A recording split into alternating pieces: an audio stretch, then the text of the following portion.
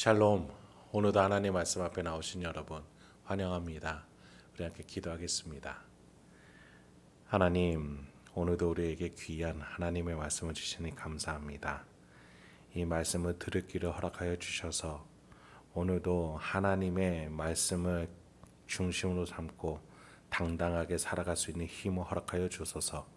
용기와 지혜를 주시옵소서. 예수님의 이름으로 기도했습니다. 아멘. 오늘 함께 살펴볼 말씀 갈라디아서 5장 13절에서 18절, 갈라디아서 5장 13절에서 18절까지 함께 살펴보도록 하겠습니다. 오늘도 성실하신 우리 하나님을 찬양합니다. 하나님이 주신 약속과 또 율법에 관한 그 관계를 바울이 강론을 계속 이어왔습니다. 이제 바울은 약속과 율법을 모두 가진 신자가 어떤 삶을 실생활을 살아야 되는지에 대해서 말하고자 합니다. 율법을 가진 자는 자신이 죄인이라는 사실을 깨닫죠. 약속을 가진 자는 하나님의 사랑을 깨닫습니다. 그래서 이 두 가지가 모두 필요합니다. 구약시대 사람들은 율법에 더 매여 있을 수밖에 없었습니다. 특히 율법이 주어진 이후에는 죄인인 것이 더 드러났죠. 하나님의 사랑은 정확하게 보이지 않았습니다. 율법을 통해 죄인이란 사실을 더 극명하게 보여주도록 하나님은 역사하셨어요. 그런데 그 나름대로 하나님은 구원을 이끌어 오셨던 겁니다. 그들에게 적당하게 구원을 받을 수 있을 만큼 베풀고 계셨어요. 그런데 인간들은 그 하나님의 본심을 모르고 율법에 더 매몰되어서 율법을 이용해서 타인을 정죄하는 데 썼습니다. 그렇다면 현대인들은 어떨까요? 지금 우리는 이제 율법을 완성하고 하나님의 사랑, 약속이 극명하게 나타나는 시대를 살고 있습니다. 그러다 보니 죄는 말하지 않고 사랑만을 말하면서 성도들이 방종하게끔 하는 우리의 분위기나 더 나아가 모든 죄는 완전히 용서되었다. 그래서 우리가 죄를 지어도 상관없다고 하는 이단 교파들까지 생겨나게 되었습니다. 기성교회들은 죄를 말하지 않는 경우가 더 많아지게 되었죠. 결국 구약시대나 신약시대나 하나님이 주신 율법이나 하나님의 주신 약속, 그걸 가지고 사람이 중심이 되어서 해석하고 타인보다 우월적 자질을 차지하고자 사용하게 된다면 하나님의 뜻이 이렇게 왜곡이 되는 건 매 마찬가지라는 겁니다. 우리는 항상 하나님의 약속의 사랑과 하나님의 죄인이라고 알려주시는 그 심판, 이 두 가지 모두 하나님의 마음임을 알고 동일하게 갖고 있어야 하며, 신약 시대에서는 그것이 더 잘 보이고 잘 깨달을 수 있는 놀라운 은혜의 시대라는 것을 우리는 알아야겠습니다. 구약 때는 종의 자리였습니다. 자유하지 못했어요. 예수 그리스도를 통해서 이제 우리는 완전히 변화의 시대를 살고 있는 겁니다. 주인의 자리에 앉아서 다스리고 율법을 넘어가고 양심을 우리가 예수를 통해서 조율할 수 있게 되었습니다. 더 나아가 세상을 다스릴 수 있게 되었습니다. 그런 점에서 오늘 본문을 이어보도록 하겠습니다. 13절 읽겠습니다. 형제들아, 너희가 자유를 위하여 부르심을 입었으나 그러나 그 자유로 육체의 기회를 삼지 말고 오직 사랑으로 서로 종노릇하라. 예수를 통해서 우리는 하나님의 자녀 또 자유인이 되었습니다. 그 무엇도 우리에게 정죄할 수 없고 명령할 수 없습니다. 내 안에 예수가 있으니 그 누가 우리를 정죄하고 심판할 수 있습니까? 오로지 하나님이십니다. 그래서 바울은 그 자유를 가지고 방종하지 말게끔 자기 자신을 다스리라고 얘기합니다. 죄가 정죄하지 못합니다. 그런데 우리는 오히려 스스로를 자책의 수렁텅이로 몰아가는 현대인의 모습들을 봅니다. 하나님이 자유를 주셨지만 사용하지 못하는 거예요. 그래서 우리는 내 안에 계신 예수를 양심의 기준에 두어야 합니다. 예수가 사랑하시며 인생을 사셨듯이 우리는 그 사랑의 양심을 채워가야 되는 것입니다. 자유한데 왜 자유를 못 누립니까? 예수를 따르지 않게 되기 때문이에요. 그래서 우리는 예수가 필요합니다. 신자이면서 혹여나 마음이 공허하신 분 계십니까? 하나님이 주신 자유가 있는데 공허하세요. 그것은 여전히 내가 주인 행세를 하려고 해서입니다. 내가 사랑하려고 하고 예수를 따라가려고 한다면 그 자유가 심심할 틈이 없고 공허할 틈이 없습니다. 오히려 하나님께 더 구하고 추수의 일꾼들을 구하고 하나님이 주실 재물들을 구해서 의를 나누고 재물을 나누고 사랑을 나누기에 바쁘기 때문이죠. 그래서 우리 자신이 어떠한 신앙 상태인지 돌아봐야겠습니다. 13절입니다.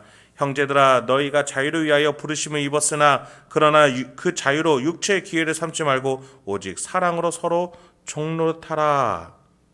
여기에서 종노릇이라는 단어가 나옵니다.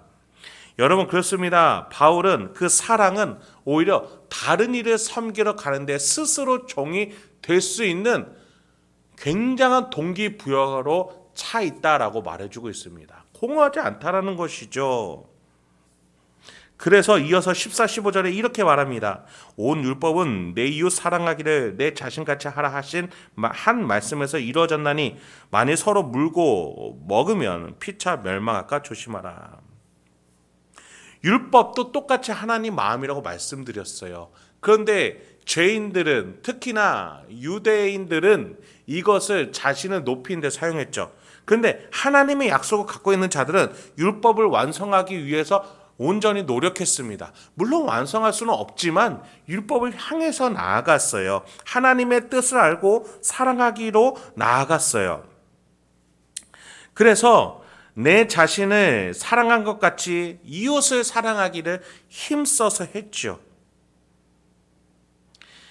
여러분, 이 구약 성도들은 명확하게 드러나지 않은 율법 안에서야 하나님의 약속과 마음을 찾으려고 애썼습니다. 그런데 초급 수준으로 하나님의 마음을 알 수 있었던 시대가 끝나고 이제 고급의 시대로 왔어요. 하나님의 뜻이 너무 명확합니다.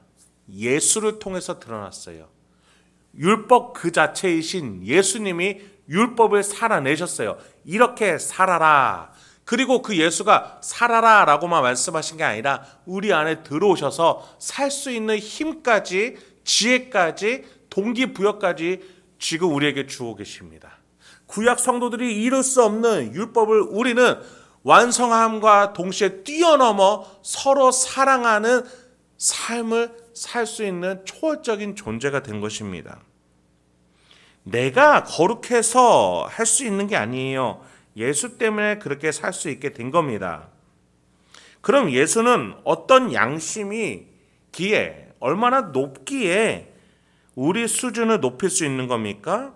바울은 모든 율법의 요구사항은 사랑하는 것으로 종결된다라고 말하고 있어요. 이게 하나님의 마음이니까요. 사랑하는 사람에게 율법은 단지 과정이 되는 것이죠. 율법은 이미 죄송합니다. 사랑하고자 하는 사람에게 율법은 이미 풀어버린 정답을 아는 문제와 같습니다. 예수가 내 안에 있으니까 자기 자신을 사랑하듯 이웃을 사랑하는 힘을 갖고 있는 거죠. 예수가 율법의 정답이시니까요. 그래서 예수를 따라 살다 보면 어느샌가 율법을 완성하고 있는 우리 자신을 보게 되는 것입니다. 그래서 15절과 같이 예수가 안에 있다고 말하면서도 서로 물고 먹는 자들은 예수를 진정으로 따르는 자가 아닌 것이죠. 그들은 결국 피차 멸망하게 될 것이다 라고 말해주고 있습니다. 갈라디아 교회에서 분파로 나눠지어서 온전한 예수가 아니라 예수와 율법을 섞어서 믿어야 된다 하면서 그것을 따르지 않는 자들 향해서 물고 싸우고 하는 그 거짓 형제들, 특히나 바울을 매도하는 그 형제들을 향한 메시지이겠습니다. 여러분, 예수가 안에 있는 율법의 기준은 예수처럼 다른 일을 위해서 희생할 수 있는 것입니다. 여러분, 예수의 양심이 우리 교회 안에 있어야겠습니다. 바울은 그 양심을 유지할 수 있는 힘에 대해서 16절부터 18절까지 이렇게 말해주고 있습니다. 내가 이르노니 너희는 성령을 따라 행하라. 그리하며 육체의 욕심을 이루지 아니하리라. 육체의 소욕은 성령을 거스르고 성령은 육체를 거스르나니 이 둘이 서로 대적함으로 너희가 원하는 것을 하지 못하게 하려 함이니라. 바로 여기서 성령과 육체를 상대화하고 있습니다. 예수라는 양심을 붙드는 것이 성령을 따라 행하는 것이고, 예수라는 양심을 포기하고 나라는 죄인의 양심을 계속 주장하려고 한다는 것은 육체의 욕심이라는 거죠. 이 두 가지는 서로 빛과 어둠입니다. 빛이 빛날수록 어둠은 사라지죠. 반대로 빛이 줄어들수록 어둠은 더 짙어지기 마련입니다. 서로 대적하는 사이가 되는 거예요. 나의 죄성은 우리의 육체의 욕심을 항상 건드리고자 합니다. 우리 안에 예수의 양심에서 떠나게끔 말이죠. 여러분이 성령을 따라 예수의 양심을 따라 살고자 하여도 여러분이 자꾸 여러분의 죄성의 틈을 준다는 것은 마치 이렇게 말하는 것과 같아요. 방을 밝히고 싶은데 불 켜러 가기가 귀찮다. 이런 게으름뱅이가 될 수도 있다는 겁니다. 여러분, 이렇게 게으른 자를 향해서 예수님은 뭐라고 하셨어요? 악하고 게으른 종아, 슬피 울며 이를 갈미 있으리라. 겉으로는 예수를 따르고자 말하면서도 속으로는 다른 마음을 품고 있는, 하나님을 사랑한다고 말하면서도 속으로는 나를 높이고 싶고자 하는 게으른 자들, 더 나아가서 하나님을 왜곡하고 하나님을 뜻을 변형시켜 버리는 그런 자들 향해서 예수님은 악하고 게으른 종이다라고 부르셨어요. 18절입니다. 너희가 만일 성령의 인도하시는 바가 되면 율법 아래에 있지 아니하리라. 그렇습니다. 우리는 그 자리에서 일어나야 돼요. 성령이 인도하시는 대로 따라가야 돼요. 우리가 의지를 일으켜서 우리의 힘으로 순종하여서 그 방에 불을 켜러 가야 합니다. 게으르게 앉아 있어서 안 되겠습니다. 내 안에 사랑하러 섬기러 성령을 따라 가다 보면은 어느샌가 율법을 완성하고 하나님이 주시는 거룩한 빛으로 나의 인생이 빛나고 있음을 여러분이 확인하게 될 것입니다. 그렇습니다. 우리가 성령을 따라 인도하다 보면은 율법 아래 있지 아니하고 그것을 초월하여 예수와 같이 사랑하는 자가 되어 있음을, 그래서 마침내 마지막 날에 하나님께서 잘하였도다 착하고 충성된 종아 라고 불러주실 줄 믿습니다.